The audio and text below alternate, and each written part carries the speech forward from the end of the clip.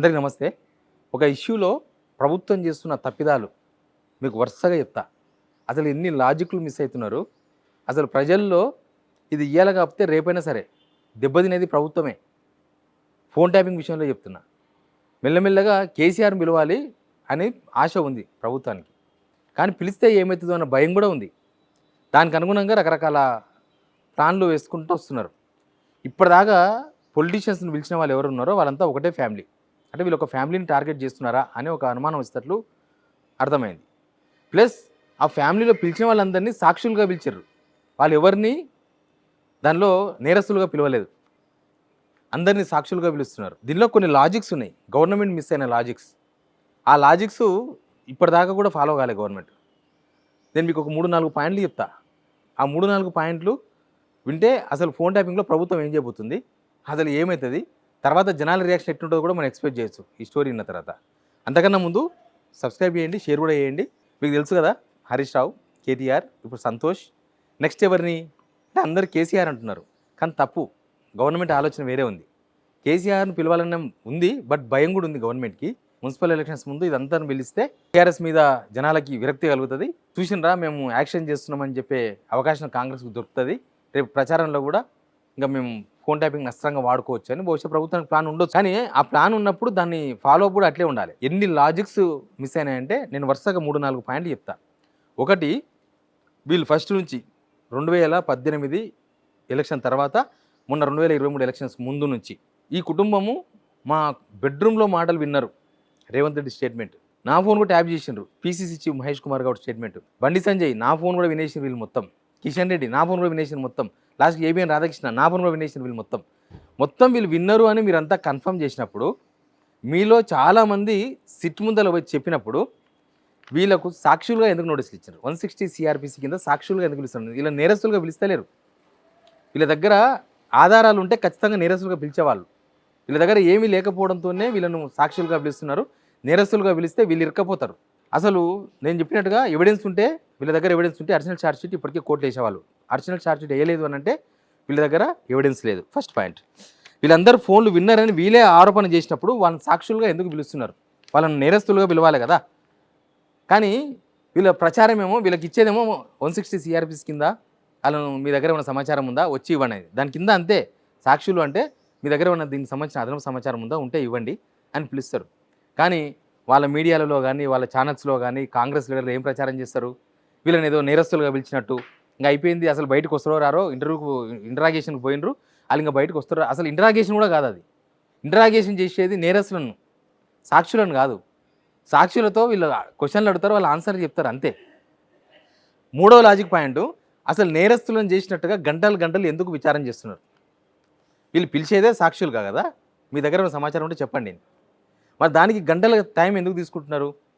ఇది కూడా ఒక పొలిటికల్గా వాడుకుందాం అనే ప్రయత్నమే కదా. నేను చెప్పినట్టుగా ప్రచారమేమో నేరస్తులు, పిలిచేదేమో సాక్షులు. 4 పాయింట్లు అయిపోయినాయి కదా. వీళ్ళందరూ దానికి సిట్ ముందు విచారణకు అటెండ్ అయినా ఎవరైనా కావచ్చు, దానిలో బీజేపీ లీడర్ కావచ్చు, కాంగ్రెస్ లీడర్ కావచ్చు, ఎవరైనా కావచ్చు, వాళ్ళంతా బయటకు వచ్చి మీడియాతో ఏం మాట్లాడారు? ఇన్ని రోజులు ఈ 2 సంవత్సరాల్లో మా ఫోన్లు ట్యాప్ చేసిర్రు. ఎవరు చెప్పారు మీకు అని అంటే పోలీసులు చెప్పారు. ఎట్లుంది తమాషా అంటే, పోలీసులు ఏమో వీళ్ళని పిలిచి మీ ఫోన్ ట్యాప్ అయింది, మీ నెంబర్ ఉందని చెప్తారు. వీళ్ళకి తెలియదు. ట్యాప్ అయితే ఇప్పుడు మీ ఇంట్లో దొంగతనం జరిగితే మీకే కదా తెలిసేది. పోలీసు వాళ్ళు మీ ఇంట్లో దొంగతనం జరిగిందంటే అప్పుడు తెలుస్తుందా? మీ ఇంట్లో సామాను కనిపించకపోతే, మీ తాళాలు విరగొట్టుకొని ఉంటే, మీ తలుపులు తెరుచుకొని ఉంటే, మీ బీరువాలు ఇరగొట్టుకొని ఉంటే, మీ ఇంట్లో బంగారం కనిపించకుండా పోతే, మీ ఇంట్లో పైసలు కనబడకుండా పోతే మీకు ఆటోమేటిక్గా అర్థమైపోతుంది దొంగతనం జరిగిందని. మీరే పోలీస్ స్టేషన్ గురికిపోయి కంప్లైంట్ చేస్తారు. కానీ ఇప్పటిదాకా ఈ సిట్ విచారణలో ఏం జరిగింది? వీళ్ళని పిలిచి మీ ఫోన్ ట్యాప్ అయిందంటే, అవునా మా ఫోన్ ట్యాప్ అయిందని వీళ్ళే ఆశ్చర్యపోతారన్నమాట. అంటే వీళ్ళకే తెలియదు వాళ్ళ ఇంట్లో దొంగతనం జరిగింది. ఫోన్ ట్యాప్ అయితే మహేష్ కుమార్ గౌడ్కి ఎంతో నష్టం జరిగి ఉండాలి కదా. మహేష్ కుమార్ గౌడ్ పోతుంటే ఎవరో అటాక్ చేసినారనో, లేకపోతే మహేష్ కుమార్ గౌడ్ పర్సనల్ విషయాలను బయటకు వచ్చేతలు చేసినారనో, లేకపోతే మహేష్ కుమార్ గౌడ్ పని చేయకుండా అడ్డుకున్నారనో, లేకపోతే మహేష్ కుమార్ గౌడ్ పనిచేసిన దగ్గర ఎలక్షన్స్లో ఆయన పని చేయకుండా చేసినారనో, ఏదో ఒక ఎవిడెన్స్ కావాలి కదా. ఈ ఎవిడెన్సెస్ ఎవరు కలెక్ట్ చేయాలి? పోలీసులు కలెక్ట్ చేయాలి. ఆయన ఫోన్ ట్యాప్ అయ్యింది, మీరు పిలిచిండ్రు, అయ్యిందని వచ్చిండు, చెప్పిండు, బయటకు వచ్చి మీడియాతో మాట్లాడిండు. మరి మాట్లాడితే అయిపోయిందా? అంటే ప్రచారం మాత్రం మా ఫోన్లో ట్యాప్ అయినా చేస్తారు. ఈ 2 సంవత్సరాల్లో ఇప్పటిదాకా ఎవిడెన్సెస్ ఎందుకు కలెక్ట్ చేయలేదు? పోలీసులు ఎక్కడ ఫెయిల్ అయిపోయినారు? ఎందుకు దొరకలేదు మీకు ఎవిడెన్సెస్? ఉండి సంపాదించలేదా, లేక సంపాదించలేదా? అసలు వీళ్ళను సాక్షులుగా 160 సిఆర్‌పిసి కింద పిలవడమే ఒక ఫెయిల్యూర్. ఇదొక ఫెయిల్యూర్ కేస్. అంటే కేవలం ఎలక్షన్స్ కోసం వాడుకునే కేస్‌గానే కనబడుతుంది తప్ప, దీనిలో రియాలిటీ ఎక్కడుంది? మీ ప్రచారమేమో నేరస్తులుగా, పిలిచేదేమో సాక్షులుగా. అట్లా కాకుండా నేరస్తులుగానే పిలిచేవాళ్ళు. ఇవేమీ జరగలేదు. అయితే నెక్స్ట్ కేసీఆర్ ఎపిసోడ్. కేసీఆర్‌ను పిలవాలి. కేసీఆర్‌ని పిలవాలంటే దానికి చాలా కథలుంటాయి. ఇప్పుడు ఇప్పుడు వరుసగా హరీష్ రావుని పిలిచిండ్రు, కేటీఆర్‌ని పిలిచిండ్రు, తర్వాత సంతోష్‌ని పిలిచిండ్రు. సంతోషు రాజ్యసభ సభ్యుడు అయ్యుండొచ్చు కాక. ఆయన కాదు అసలు రాజ్యసభ సభ్యుడు, మాజీ. వీళ్ళిచ్చిన సిట్టులోనే నా పక్కన పేపర్ ఉంది చూడండి, రెడ్ మార్క్ ఏసుకొనుంది. ఆయన ఇంకా రాజ్యసభలో ఎంపీగా ఉన్నట్టుగా వాళ్ళిచ్చిన నోట్‌లో ఉంది. అంటే సిట్టు చాలా ప్రెషర్ మీద ఉందని అర్థమవుతుంది. సిట్‌లో ఉండే పోలీస్ ఆఫీసర్స్ చాలా ప్రెషర్‌తో ఉన్నారు. అసలు వాళ్ళు ఏ పదవిలో ఉన్నారో కూడా వాళ్ళు గుర్తించలేకపోతున్నారు. ఆయన రిటైర్డ్ అయిపోయిన సమాచారం కూడా మీరు గుర్తించలేకపోయినారు అంటే మీరు చాలా పొలిటికల్ ప్రెషర్‌లో ఉన్నది సిట్. అంటే పొలిటికల్ ఇన్‌ఫ్లుయెన్స్ ఉంది బాగా మీ మీద. మీరు పొలిటికల్‌గా రేవంత్ రెడ్డికి ఎవరిని అరెస్ట్ చేయమంటే వాళ్ళని అరెస్ట్ చేస్తారు. లేకపోతే ఎవరిని పిలవమంటే వాళ్ళని పిలుస్తారు. లేకపోతే ఎవరికి నోటీస్ ఇవ్వమంటే వాళ్ళకి ఇస్తారు అనేది మీరు ఈ చేసిన తప్పిదంతోనే అర్థమవుతుంది. ఇక కేసీఆర్ విషయానికొద్దాం. కేసీఆర్‌ని పిలవాలి. కేసీఆర్‌ని పిలవాలంటే అంత ఆషామాషీ కాదు కదా! ఇప్పటికే కేటీఆర్‌ను, హరీష్ రావును, సంతోష్‌ని పిలిస్తే ఏమైంది? వీళ్ళని సాక్షులుగా పిలవడంతోన దీనిలో ఏమీ లేవు, గవర్నమెంట్ దగ్గర ఏమీ లేదు గానీ షో పుటప్ చేస్తున్నారు అనేది జనాలకు అర్థమైంది. ఉంటే మీరు అరెస్ట్ చేయాలి కదా! అసలు కేసులో పెట్టేవాళ్ళు కదా! అసలు ఫోన్ ట్యాపింగ్ కేసు అనేదే ఎవరు కేసు పెట్టలే. ఒకరు కేసు పెట్టిండ్రు, చక్రాధర్ గౌడ్ అని హరీష్ రావు మీద కేసు పెడితే ఆ కేసును హైకోర్టు కొట్టేసింది ఆధారాలు లేవని. దానిలో గవర్నమెంట్ సుప్రీంకోర్టుకు పోతే ఆయన పోలే పర్సన్, గవర్నమెంట్ పోయింది. గవర్నమెంట్ పోతే సుప్రీంకోర్టు కూడా కొట్టేసింది. ఇక గవర్నమెంటే వాళ్ళకు వాళ్ళే పెట్టుకున్న కేసు ఇది. ఇది ఎవరు పెట్టిన కేసు కాదు. ఎవరు దీనిలో ఏ బాధితుడు వచ్చి కేసు పెట్టలేదు. నేను బాధితుడిని, నా ఫోన్ ట్యాప్ చేయడం వల్ల ఇట్లా జరిగింది అని. కాబట్టి ప్రభుత్వమే దీనికి అన్ని మరి ఎట్లా గుర్తించారు మీరు ఫోన్ ట్యాపింగ్ అనేది వాళ్ళే చెప్పాలి. ఇప్పుడు మా ఫోన్లు విన్నరు అన్నారు కదా వీళ్ళు. రేవంత్ రెడ్డి కానీ, బండి సంజయ్ కానీ, మహేష్ కుమార్ గౌడ్ కానీ, చాలామంది ఉత్సాహపరమైన రాజకీయ నాయకులందరూ కూడా, కేసీఆర్‌ని వ్యతిరేకించే వాళ్ళందరూ కూడా మా ఫోన్లు విన్నరు, బెడ్రూమ్‌లో మాటలు విన్నరు, రేవంత్ రెడ్డి బెడ్రూమ్‌లో మాటలు విన్నరు, నేను నా భార్య మాట్లాడితే విన్నరని రేవంత్ రెడ్డి స్వయంగా ప్రకటించాడు. మళ్ళీ అట్లా ప్రకటించినప్పుడు వాళ్ళని సాక్షులుగా ఎందుకు పిలుస్తున్నారు? అలా నేరస్తులుగా కాదు పిలవాల్సింది. సిట్ ముందు రావాల్సింది వాళ్ళు నేరస్తులుగా కదా, ఎందుకు సాక్షులుగా పిలుస్తున్నారు? ఆధారాలు లేకపోవడంతోనే అట్లా పిలుస్తున్నారు. ఆధారాలు ఉంటే వీళ్ళు సుప్రీంకోర్టులో ఇచ్చేవాళ్ళు ఇప్పటికే. ఇక కేసీఆర్‌ని పిలిచే ముందు ఒక డ్రామా నడిపియాలి ఇప్పుడు. మున్సిపల్ ఎలక్షన్స్ లోపు జరపాలి. లేకపోతే మున్సిపల్ ఎలక్షన్స్‌లో చెప్పుకోవడానికి ఏం లేదు. ఏంటిది? ఇప్పుడు వీళ్ళందరినీ వరుసపెట్టి పిలవడంతోన, సాక్షులుగా పిలవడంతోన ఆధారాలు లేవు ప్రభుత్వం దగ్గర అనేది జనాలకు అర్థమైంది. అర్థం కావడంతో ఏం చేయాలి? దీన్ని బ్యాలెన్స్ చేయాలి. పొలిటికల్ బ్యాలెన్స్ చేయాలి. నెక్స్ట్ కవిత భర్తకి ఇస్తారు నోటీస్ అని చెప్తున్నారు. నెక్స్ట్ సంతోష్ తర్వాత నెక్స్ట్ వాళ్ళకే ఇస్తారని. వాళ్ళొచ్చి ఏం చెప్తారు? వాళ్ళు?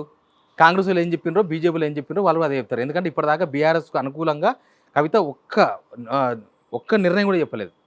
ఆమె ప్రకటనలు, ఆమె ప్రెస్ మీట్లు మొత్తం కూడా బీఆర్ఎస్ మీద యాంటీగానే ఉన్నాయి తప్ప, ఆమె 10 ఏళ్ళు గవర్నమెంట్‌లో ఉన్నా ఆ గవర్నమెంట్‌లో జరిగి నాకు సంబంధం లేదని చేతులు ఎత్తేసింది ఆమె. ఇప్పుడు రేపు ఆమె లోపలికి పోయిన తర్వాత నాకు చాలా నెంబర్లు చూయించిండ్రు, చాలా నెంబర్లను చూసి నేను చాలా పరేషాన్ అయిపోయినా, నాది, నా భర్తది, ఇంకా నా కుటుంబ సభ్యులందరూ ఫోన్లు ట్యాప్ చేసిండ్రు అని బయటకు వచ్చి వలవల ఏడిచినా ఏడవచ్చు. ఎందుకంటే ఇదంతా ఒక పొలిటికల్ ఈక్వేషన్ గురించి చెప్తున్నాను నేను. Political equations. ఇక్కడ పొలిటికల్ వ్యవహారమే చెప్తున్నాను. నేను సిట్టు విచారణలు నేను చెప్పను. పొలిటికల్ ఈక్వేషన్స్ అసలు అలా కనిపిస్తున్నాయి. దాని తర్వాత అప్పుడు ఏమవుతుందనంటే, అప్పటికి ఇప్పుడు ఏదైతే గవర్నమెంట్ డ్యామేజ్ అయిందో, ఇప్పుడు ఈ ముగ్గురు నలుగురు నోటీసులు ఇచ్చేసి అసలు ఆధారం లేని కేసు అని ఎప్పుడైతే జనాలకు అర్థమయ్యేటట్లు వ్యవహారం అంతా కనిపించిందో, కవిత వచ్చి కొంత సెంటిమెంట్ రాజేస్తే అప్పుడు కేసీఆర్‌ని పిలవచ్చు అనేది ప్రభుత్వంలో ఉన్న ప్లాన్ లాగా కనిపిస్తుంది. అప్పుడు కేసీఆర్ నోటీస్ ఇచ్చి కేసీఆర్‌ని పిలిస్తే కేసీఆర్ కూడా సాక్షిగానే పిలుస్తారు. అది వేరే ఉంటది. ఆయన సాక్షిగా పిలిచినా, నిందితుడిగా పిలవడానికి మీ దగ్గర ఆధారాలు లేవు. మీరు కేసీఆర్‌ని పిలిచే కన్నా ముందు, అసలు కేటీఆర్‌ని పిలిచే కన్నా ముందు, హరీష్ రావుని పిలిచే కన్నా ముందు, సంతోష్‌ని పిలిచే కన్నా ముందు, అప్పుడు పనిచేసిన డీజీపీని, మాజీ డీజీపీని, అప్పుడు హోంశాఖ సెక్రటరీని, అందరు ఇక్కడ పదవుల్లోనే ఉన్నారు కదా! ఇప్పుడున్న డీజీపీ అప్పుడు ఇంటెలిజెన్స్ చీఫ్, ఇప్పుడున్న శివధర్ రెడ్డి గారు, మహేందర్ రెడ్డి గారు మాజీ డీజీపీ, రవిగుప్తా గారు హోంశాఖలో ఉన్నారు, సివి ఆనంద్ గారు హోంశాఖ సెక్రటరీగా ఉన్నారు. ఇట్లా అందరూ ఉన్నారు కదా, పదవుల్లోనే ఉన్నారు కదా. వాళ్ళని ఎవ్వరు పిలవకుండా వీళ్ళను సాక్షులుగా పిలవడంతో ప్రభుత్వం ఏం చెప్పదలుచుకుందంటే, ఓకే పిలవాలి, హడావిడి చేయాలి, హంగామా చేయాలి, జనమంతా అయ్యో ఫోన్ ట్యాపింగ్ అనాలి. అసలు జనాలకు ఫోన్ ట్యాపింగ్ అంటే చాలామందికి అర్థమైతే లేదు తెలుసా. నేను పబ్లిక్ టాక్ చేయించిన, మా రిపోర్టర్ పంపించి కొద్దిగా అడిగిరాపమ్మా, అట్లా పోయి అడిగిరాపో అన్న. అడిగిరాపో అంటే అడిగితే ఎవరికి అర్థమైతే లేదు ఫోన్ ట్యాపింగ్ అంటే. ఏమో సార్ మాకు తెలియదు అంటున్నారు. కొంతమంది ఏమో పొలిటికల్ అంటున్నారు, కొంతమంది కావాలని రేవంత్ రెడ్డి కక్షగట్టి పిలుస్తున్నారు అంటున్నారు. ఎనీవే కేసీఆర్ని పిలవడానికి ప్రభుత్వానికి డరాయిస్తుంది పానం. ఆయన పిలిస్తే ఏమవుతుందో, ఎట్లయితుందో, ఇంకా నెగిటివ్ అవుతుందేమో గవర్నమెంట్‌కి అని ఒక పెద్ద ఆలోచన చేసి, దానికన్నా ముందు ఈ పిట్ట కథల స్టోరీలు మొత్తం నడుపుతున్నారేమో అన్నట్టుగా వాతావరణం కనబడుతుంది. మీకేమనిపిస్తుందో మీరు కూడా కామెంట్ బాక్స్‌లో చెప్పండి. Please subscribe.